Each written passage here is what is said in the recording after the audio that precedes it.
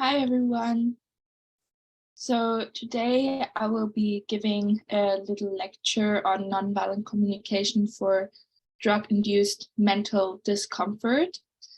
This is part of a university project I'm doing where I'm focusing on nonviolent communication skills and how these skills can help communities, especially the community DFIC, which I am a part of, where I often volunteer.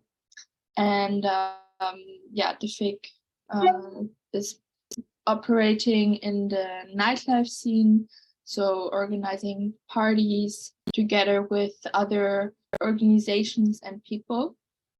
And of course, there can be sometimes problems with drug abuse. Most of the times everything works very well, no problems at all. But sometimes there are people who start to feel mentally uncomfortable because of different reasons.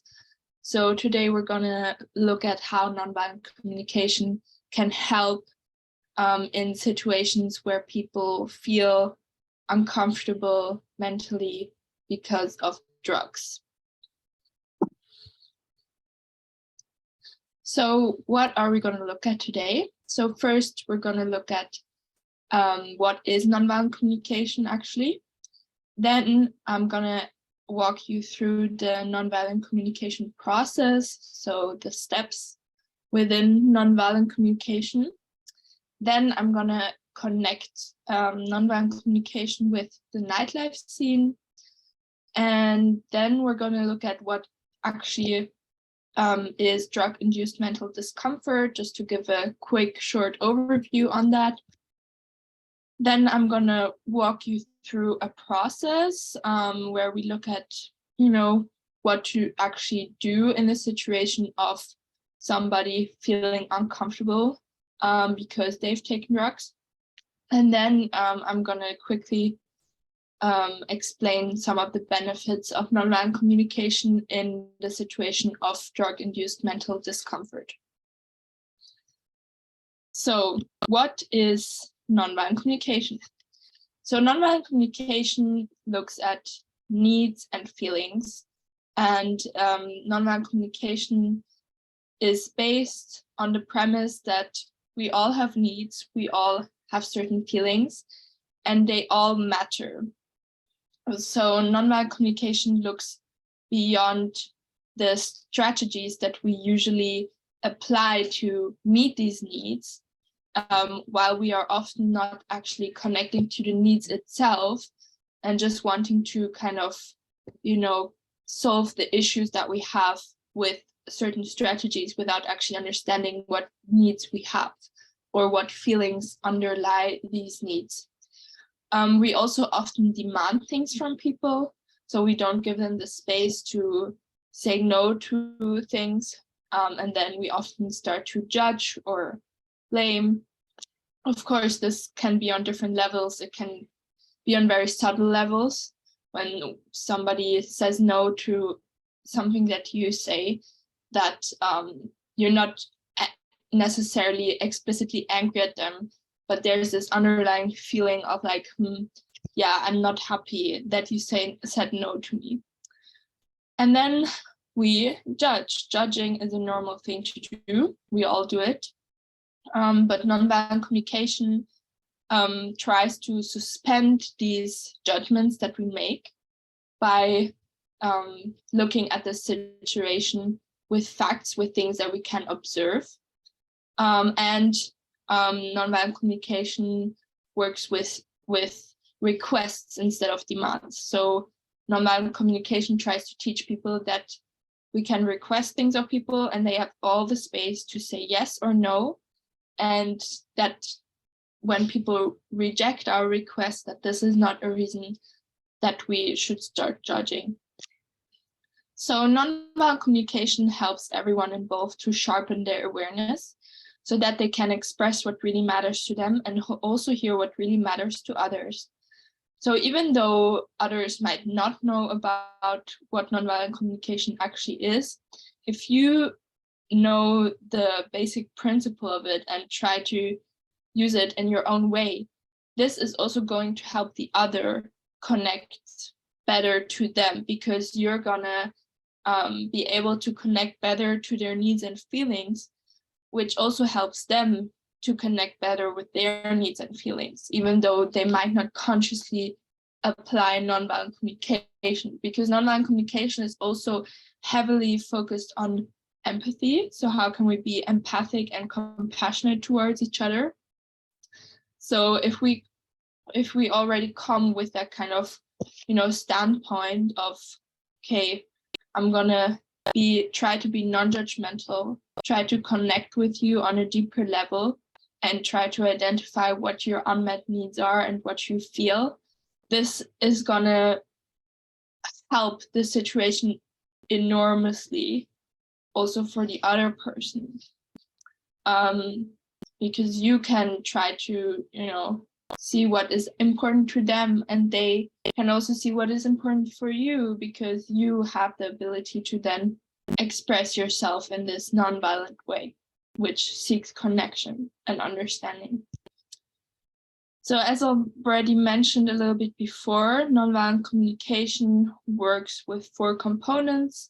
We observe, we identify our feelings, we identify the needs that are beneath these feelings, so that give rise to these feelings, and then requests, so making a clear request to the other person. It also helps us identify the needs underlying and understanding other people's thinking, language, and behavior. So I missed a word there. It should actually say helps us identify the needs underlying our behavior and understanding other people's thinking, language, and behavior. So already mentioned a little bit before, nonviolent communication is about connecting. So not only connecting with the other person, but actually also connecting with ourselves. So if we know how nonviolent communication works, we can take more responsibility of our own needs and our feelings, and we see how our behavior comes actually from these needs that are important to us. And also then we understand better why other people say certain things, or why other people think certain things. So this kind of can also then take away the stigma that we put on others, depending on their language or thinking. And overall, it's a practice to becoming clearer and more honest in our communication. So being more straightforward, more vulnerable with each other, and overall, just kind of giving yourself and seeking this stronger connection through stating what we feel and what we need. So here, the nonviolent communication process. So we start with the observation. So imagine you are with somebody and there's something going on, So first of all, we state how we are without blaming or criticizing. So it's not like, oh, you did this, or to make the other person feel something, or to give the other person the feeling that they are responsible for our feelings, because nonviolent communication also says that others are not responsible for our feelings. We are responsible for our feelings, and these feelings rise up because of certain needs that we have that are either met or unmet. So coming back to the observation, so we state facts. So for example, you did not come home last night. This is a fact. And judgment would be, you never come home, or, like putting kind of this label on there. Or for example, I really didn't like that you didn't come home tonight. Because then the other person already gets maybe a little bit defensive, you know? So clearly stating the facts. So then we state our feelings, and there are many different kinds of feelings. So for example, you can say, yeah, when you didn't come home last night, I felt lonely, or I felt, I was worried.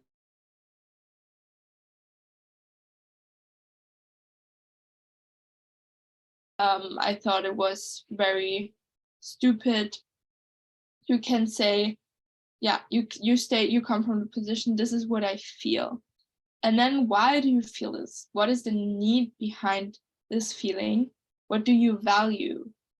So then you can say, because I value communication, connection, rest. There are many needs. And then a clear request. So the concrete action that you would like the other one to take. Would you be willing to let me know next time if you're not gonna come home? Exactly. And then you can also connect with the other person, and you can say, so when you see this and that, what do you feel then? Or do you feel worried, or do you feel happy? So trying to connect with the feelings of the others, and also asking, could it be that you value connection? Could it be that you value harmony? So, you know, also then helping the other person there to connect with what they need and feel. So how does nonviolent communication fit in the context of the nightlife scene? For the nightlife scene, it is very important that we have a consensual and respectful communication. We often observe that, yeah, people are sometimes treated with disrespect, depending of their gender or their nationality, or different factors that depend on how somebody is treated. And of course, at raves or parties that the FIG organizes, there is a high level of inclusion. There is a high level of respect, a high level of community. But still, there can be times where this consensual and respectful communication is missing. So when people learn about nonviolent communication, they learn that they are responsible for their feelings and needs and not the other. So, and also to be less judgmental, less blaming. So it kind of creates this, this importance of people taking good care of themselves because they are responsible for themselves. So it can help to minimize abuse and violence because people start to understand that no is a no. They can connect better with each other. There's more this kind of requesting things instead of demanding.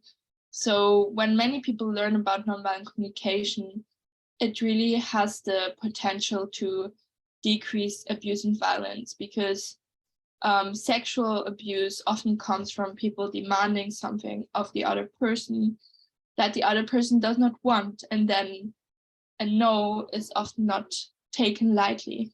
So as we've seen before, when you make a request to somebody, then you have to be open to receiving a no and to accept that. And also for people who are sometimes then the victim of a certain situation, nonviolent communication can help to be less self-blaming and self-judging, because they can have a better overview of the situation instead of then being like consumed in fear and rejection of oneself, and maybe find it also easier than to reach out to somebody to help in that way, and then kind of connect with that person who is then helping and state how they are feeling and how their needs were not met in that situation. So it can create more understanding for everybody involved. So it helps to establish clearer boundaries on acceptable behavior. It deepens empathy for each other in challenging situations, because if we can talk to each other through connecting with our feelings and needs and be non-judgmental, this is automatically more empathic than if we just try to quickly solve the situation through applying a certain strategy without actually like checking in with each other. Hey, how do we feel right now? And it empowers us to make better choices for ourselves and each other, because through identifying our feelings and needs, we can then better identify what do we actually really need in that situation. So we can make better choices than quickly trying to fix it. So coming to drug-induced mental discomfort, what is it actually? So depending on dosage, setting, and emotional state, drugs can cause varying experiences, from highly positive to extremely negative. So in this lecture, I'm not going to look at the physical discomfort. This is simply for mental discomfort. So, for example, possible short-term mental health effects could be confusion, anxiety, depression, or hallucinations. So what to do when somebody is in a state of distress and discomfort due to drugs? This is kind of the most important part of the lecture, because this is like the walkthrough of how to deal with the situation non-violently. So if somebody comes to you who is seemingly having a hard time because of drugs, you can find a calmer spot with that person where you can relax for a moment and talk. So we start with making a clear observation, so stating a fact. For example, you mentioned that you are feeling unwell, or I saw you sitting in a corner. So try to not make any judgments about what they look like, what they need. Like that comes in a later stage, but in the beginning, just make a clear observation, a fact that is true, instead of like judging or kind of, patronizing or saying, oh, you shouldn't have done that. Like kind of this like knowing it better attitude. That's really not necessary here. So then as a second step, you can try to identify how the other person is feeling. So of course, there are different levels of how open this person might be. Some might be less able to connect with their feelings or not trust you. Some might be very open. So there it's important to kind of, be in the flow and see how receptive that person is to talk about their inner state. Otherwise, you can first kind of try to connect with a person empathically by saying, oh yeah, it must be, it must be hard for you to deal with this situation right now. Can I help you in any way? Do you need anything like water? Or, just like try to show that person that you're trusting and that you have no bad intentions at all, to really create this safe space, which is really important in the nightlife scene. So if the person seems trusting, then you can ask. So you can ask directly, how are you feeling? Or maybe this person is not really like getting in touch with their feelings themselves. So then you can ask, do you feel sad or fearful? And then the other person can, for example, say, no, I just feel upset, or I feel lonely, because if you kind of show them a mirror of what there might be, then they can reflect that and say, no, actually I feel this, or yes, you're right, I do feel that. And then if it's possible, you can ask the person's needs right now. So needs, as I said, are different from just needing a strategy. So a strategy is, for example, being around people. Like if the person says, oh, I just want to be with my friends, and that's the strategy. So the need is like connection. Or for example, another need might be relaxation, and the strategy would be to go somewhere else, to leave the place, to go home, to go into nature. So what is the underlying need behind the feelings? So if somebody says, oh yeah, I feel really lonely, then the person probably needs connection, communication, somebody to talk to. So this is then there you can really see, okay, what is needed in that situation. Because if somebody says, I feel lonely, then they could need communication, which means more talking to somebody one by one, or connection could then maybe be like being hugged, being, physically like comforted. So the need can then really show like a different different way to then solve the issue, or at least like alleviate the pressure a little bit. So yeah, what would then be the best way to meet this need if the person to make them feel more comfortable again?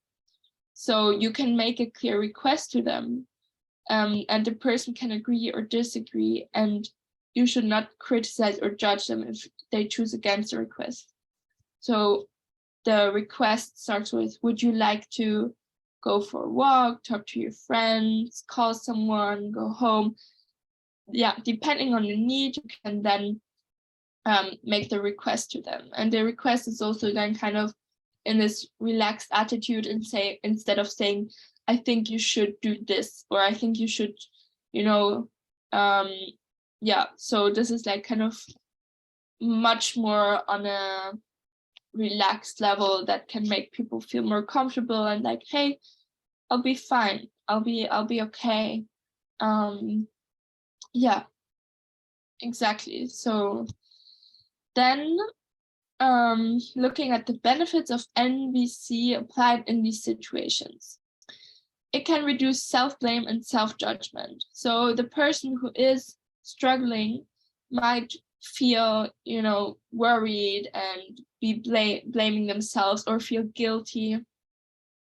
So if the person who's, for example, part of the awareness team, or just in general, a person who then applies NVC, it really gives this underlying impression that how you are in this moment is okay.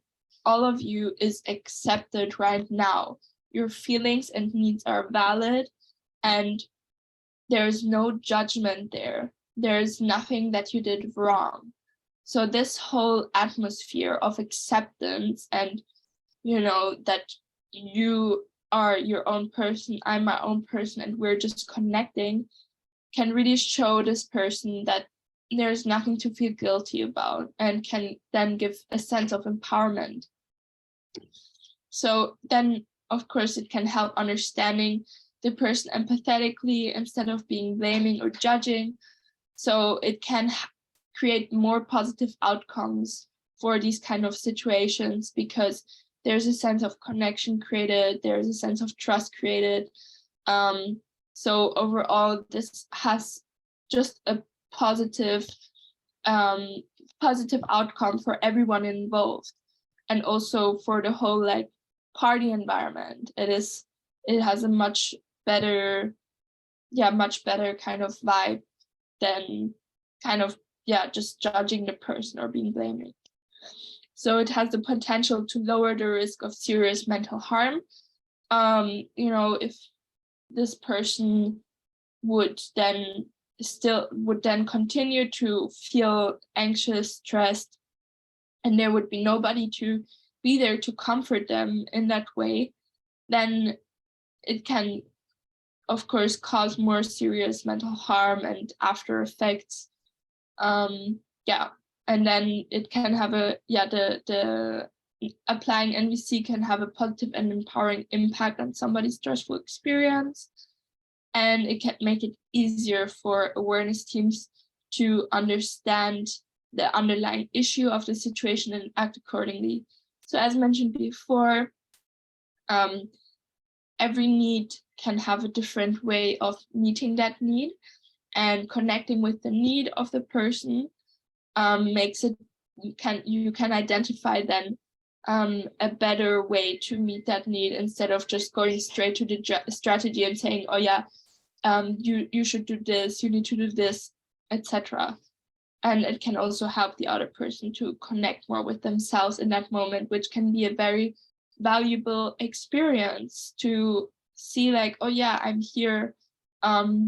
This might be a stressful moment, but I'll be fine. And yeah. Okay, so that was it. Thank you so much for listening and for learning with me. If you have any feedback, you can always let me know. And yeah, I hope you enjoyed it, and take care. Bye.